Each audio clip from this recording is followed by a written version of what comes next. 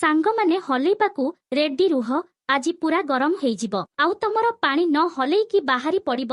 आजिर गिहा कहानी नहीं आसिछंती। भुवनेश्वर रे काम करुथिबा जणे दर्शक समीर तांको मालिकाणीर कसी झियो को केमिति से सबुदिन गेहुथिली। चालंतु जानिबा गोटिए रातिरे मालिकाणी तांको 15 वर्षर झियो को मो सहित सुआइले। सेही झियोटी मो सहित कौन कला ताहा जानी तुमे आश्चर्य होइजिब। जेतेबेले मालिकाणी तीर्थ करिबाकू जाउथिले से तांको 15 वर्षर झियो को मो सहित छाड़ी चाली जाइथिले। मु मध्य तांकर समस्त काम करिबा पई एणे तेणे दौड़ुथिली। रातिरे मु तांकू मो घरकू डाकिथिली। मालिकाणी मध्य अनुमति देइथिले। परदिन राति आसिला मु किछि नरम अनुभव कली एवं मु भलरे उठी गली। मु आश्चर्य होई गली। मालिकाणीको झियो सेही रातिरे तीर्थ करिबाकू जाउथिले। सेथिपई सकाळरू मो जीवन विपदरे थिला। से मोते बारंबार कहुथिले समीर मोर समग्र घर तुम हातरे मु तुमको सेतिकी विश्वास करि परिबी जेपरि मु घरर अन्य कोनोसी चाकर को विश्वास करि परिबी। मोर नाम समीर। मु 25 वर्ष बयसर थिली किंतु मु 10 वर्ष बयसरू मालिकाणीको घरे काम करुथिली। मु 15 वर्ष धरी मालिकाणीको घरे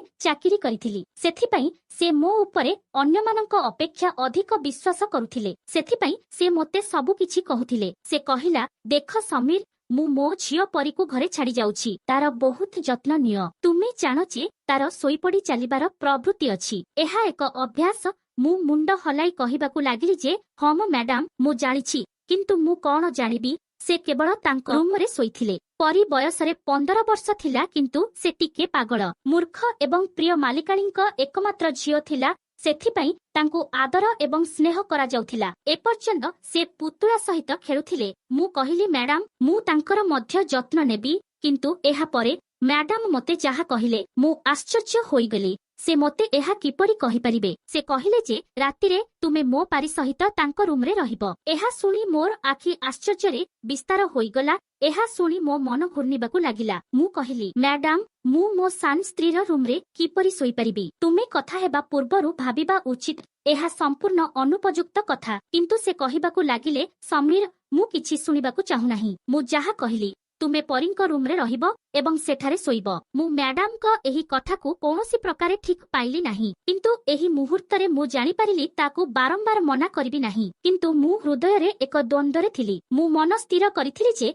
मु केबे पारींको कोठरी रे सोइबी नाही। मोर मालिकाणी जणे विधवा थिले किंतु से बहुत टंका रोजगार करुथिले। तांको घर बहुत भलरे चलिथिला एवं तांकर केवल गोटिए झियो थिला जाहाकू से लालन पालन करिथिले। जेतेबेले मु तांको घरे काम करबाकू आसिली सेतेबे तांको मालिक जीवित थिले। से तांको उपरे फूल वर्षा करिथिले। से तांकू बहुत भल पाउथिले। से तांकू प्रेमरे विवाह करिथिले। दुहे एकाठी बहुत खुशी थिले। पारींको जन्मर किछि मास पूर्वरु तांको मालिक कार दुर्घटनारे मृत्युवरण करिथिले। तांको मालिक आश्चर्यरे पागल महिला परी कथाबार्ता करबाकू लागिले। केतेबेले से कहुथिले जे से शीघ्र आसिबे एवं से मोते एपरी छाड़ी जाई परिबे नाही। सेतेबेले मु 10 वर्ष बयसर थिली किंतु तांको अवस्था देखि मु बहुत कांदिथिली कारण आरंभरू मो प्रति तांकर मनोभाव बहुत भल थिला। से मध्य मोर बहुत जत्न नेउथिले तेणु मु तांकर कष्ट देखि परिली नाही। जेतेबेले परी जन्म हेला प्रथमे तांको मालिकंकु मने पकाई बहुत कांदिले किंतु परे तांको हृदय पारींको प्रति लागिगला। तांको बापा मा चाहुथिले जे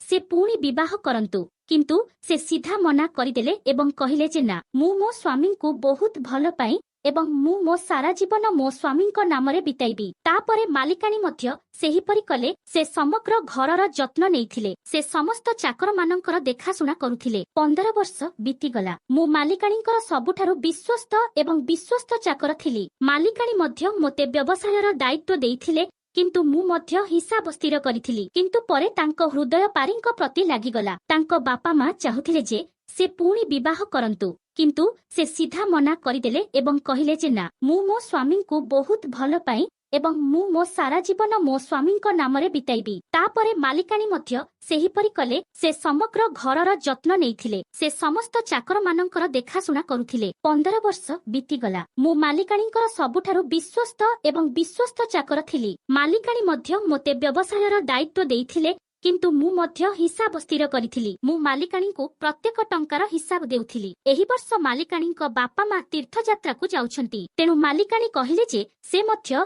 ତୀର୍ଥଯାତ୍ରାକୁ ଯିବାକୁ ଚାହାନ୍ତି। ଏହା ଶୁଣି ପାରି ପ୍ରଥମେ ହଙ୍ଗାମା କଲେ ଯେ ସେ ଏଠାରେ ଏକା ରହିବେ ନାହିଁ, କିନ୍ତୁ ତାଙ୍କର ଶେଷ ପରୀକ୍ଷା ଅଛି। ତେଣୁ ମାଲ କହିବାକୁ ଲାଗିଲେ ଯେ ମୁଁ ତୁମର ପାଠପଢା ନଷ୍ଟ କରିବାକୁ ଚାହୁଁନାହିଁ, ତେଣୁ ତୁମେ ପରବର୍ତ୍ତୀ ସମୟରେ ମୋ ସହିତ ଆସନ୍ତୁ।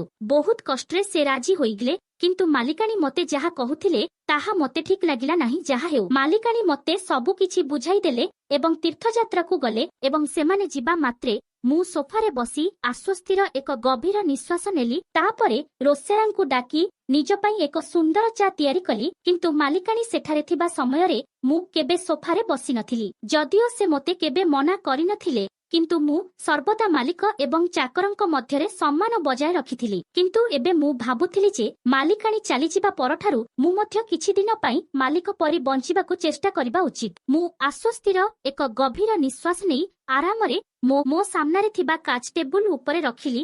ମୋ ହାତରେ ରିମୋଟ ଧରି ଟିଭିରେ ଚ୍ୟାନେଲ ବଦଳାଇବା ଆରମ୍ଭ କଲି। ମୁଁ ଏପର୍ଯ୍ୟନ୍ତ ଭାବୁଥିଲି ଯେ କେଉଁ ଚ୍ୟାନେଲ ଦେଖିବି। ମୁଁ ଏହି ପରିବେଶ ସହିତ ଠିକ ଭାବରେ ଅଭ୍ୟସ୍ତ ହୋଇନଥିଲି ଯେତେବେଳେ ରୁମର ଦ୍ୱାର ଖୋଲିଗଲା ଏବଂ ପରି ଭିତରକୁ ଆସିଲା। ଯେତେବେଳେ ସେ ମୁଁ ବସିଥିବାର ଦେଖିଲା, ସେ ଭ୍ରୁକୁଞ୍ଚିତ କରି କହିଲା, ସମୀରର ପିଲା, ମୁଁ ତୁମ ମା ଆସିବା ମାତ୍ରେ ତାଙ୍କ ନିକଟରେ ଅଭିଯୋଗ କରିବି ଯେ ତୁମେ ତାଙ୍କ ମୂଲ୍ୟବାନ ଟେବୁଲ ଉପରେ ଗୋଡ଼ ବିସ୍ତାର କରି କିପରି ବସିଛ।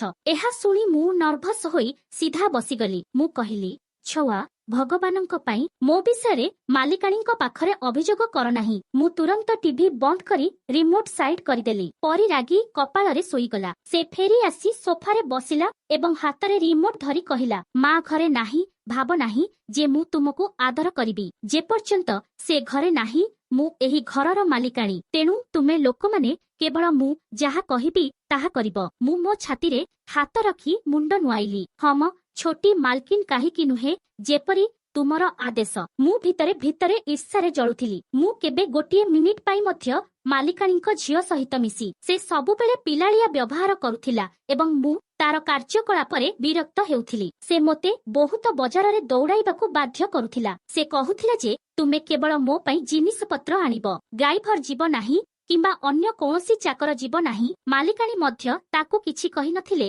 କାରଣ ସେ ତାଙ୍କର ପ୍ରିୟ ଝିଅ ଥିଲା। ସେ ମୋତେ କେବଳ ଜସମୀର ଯାହା କହିବ ତାହା କରିବାକୁ କହୁଥିଲା। ଯେତେବେଳେ ଚାକର ଚା କପ ଆଣିଲା, ସେ ମୋତେ ଏପରି ଠିଆ ହୋଇଥିବା ଦେଖି ଏକ ଅଜବ ହସିଲା ଏବଂ କହିଲା, ତୁମେ ଏବେ ବହୁତ ଦେଖାଇବାକୁ ଚେଷ୍ଟା କରୁଥିଲ, ତୁମେ ତୁମର ସ୍ଥିତିକୁ ଫେରି ଆସିଛ। ମୁଁ ତାକୁ ଗ୍ରାସ କରୁଥିବା ଆଖିରେ ଚାହିଁ ରହିଲି। ସେ ଚା କପଟି ଟେବୁଲ ଉପରେ ରଖିଲା। ମୁଁ ଯେଉଁ ଚା ପିଇବାକୁ ଯାଉଥିଲି ତାହା ଏକ ବଡ଼ ପାତ୍ରର ଚାରୁ ତିଆରି ହୋଇଥିଲା। ପରି ଖୁସିରେ ପିଉଥିଲା। ମୋର ସାରା ଦିନ ଅନିୟମିତ କାମ କରିବାରେ ବିତିଗଲା। ରାତି ହେବା ମାତ୍ରେ ମୁଁ ମୋ କ୍ୱାର୍ଟରକୁ ଯିବା ଆରମ୍ଭ କଲି। ପରି କହିଲା, ତୁମେ କୁଆଡେ ଯାଉଛ ସମୀର? ମା କହିଥିଲେ ଯେ ତୁମେ ମୋ ରୁମରେ ଶୋଇଛ।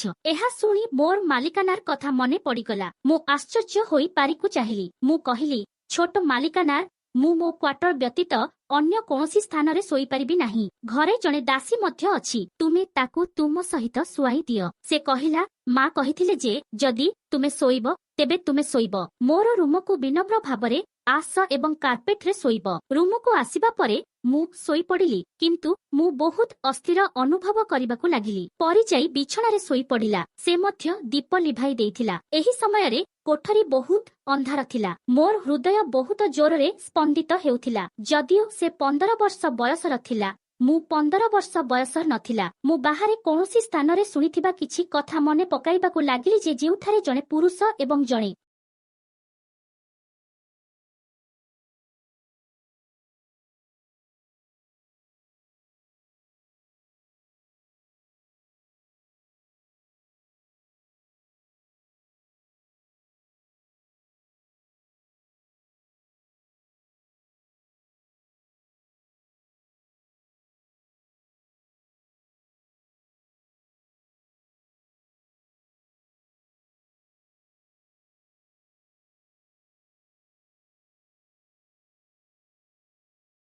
ଘଣ୍ଟାର ଆଲାର୍ମ ଜୋରରେ ବାଜିବା ପରେ ମୋର ଆଖି ଖୋଲିଗଲା। ମୁଁ ଶୀଘ୍ର ଉଠି ପଡ଼ିଲି ଏବଂ ଦେଖିଲି ଯେ ପରି ଶୋଇଥିବା ସମୟରେ ତାଙ୍କ ହାତ ଦ୍ୱାରା ତାଙ୍କ ଘଣ୍ଟାର ଆଲାର୍ମ ବନ୍ଦ କରୁଥିଲା। ମୁଁ ସାମ୍ନା ଘଣ୍ଟାକୁ ଦେଖିଲି ଏବଂ ସମୟ 7 ଥିଲା। ମୁଁ ତୁରନ୍ତ ଉଠି ତାଙ୍କ ରୁମରୁ ବାହାରିଗଲି। ତାଙ୍କୁ ସ୍କୁଲ ଯିବାକୁ ଥିଲା ଏବଂ ତାଙ୍କର ପରୀକ୍ଷା ମଧ୍ୟ ଥିଲା। ମାଲିକାଣୀ କହିଥିଲେ ଯେ ଡ୍ରାଇଭରଙ୍କ ସହିତ ପରୀକୁ ଏକା ପଠାଅ ନାହିଁ। ତେଣୁ ଯେତେବେଳେ ପରୀ ପ୍ରସ୍ତୁତ ହୋଇ ରୁମ୍ରୁ ବାହାରକୁ ଆସିଲା, ମୁଁ ଡ୍ରାଇଭରଙ୍କ ସହିତ ଯାଇ ତାଙ୍କୁ ସ୍କୁଲକୁ ଛାଡ଼ିଦେଲି। ଏହାପରେ ମୁଁ ଜମିର ହିସାବ ଦେଖିବାକୁ ଲାଗିଲି। କେତେ ଟଙ୍କା ଆସିଲା ଏବଂ କେଉଁଠି ଅଟକିଗଲା, କଣ ହେଲା ଏବଂ କଣ ହେଲା ନାହିଁ, ଏହି ସମସ୍ତ ହିସାବ ମୋର ଦାୟିତ୍ୱ ଥିଲା। ମୁଁ କାମରେ ଏତେ ମଗ୍ନ ହୋଇଗଲି ଯେ ମୋତେ ମନେ ରହିଲା ନାହିଁ ଯେ ମୋତେ ପରୀକୁ ଫେରାଇ ନେବାକୁ ଯିବାକୁ ପଡ଼ିବ।